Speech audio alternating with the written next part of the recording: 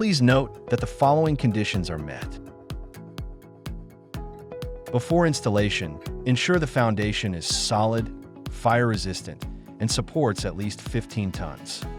The container must be at least 3.5 meters away from the wall in the front, 1 meter at the rear, 1.5 meters at the top, 0.6 meters on the left side, and 1 meter on the right side.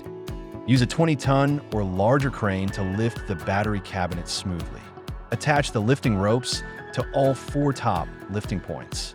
Each rope should be longer than 3,860 millimeters, with a lifting angle no less than 60 degrees. After positioning, ensure that the container is securely placed on the foundation and fully leveled before final fixing. Install the antenna at the designated position on the rear door.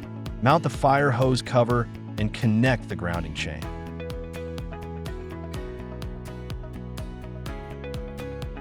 Install the MSD on the battery pack, tightening securely.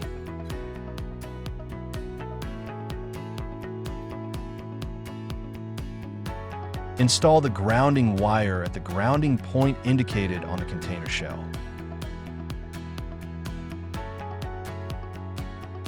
Prepare standard AC cables.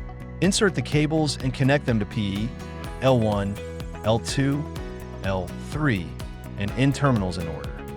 Connect a Cat5 or higher network cable to the LAN 1 port and the other end to the router. Lay fireproof mud at the cable entry point. Step 1. Turn on the PCS, AC, SPD, and MCB breakers.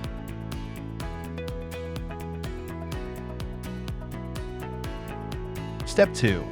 Start the UPS by pressing and holding the power button until the display lights up and display shows outputs 220V.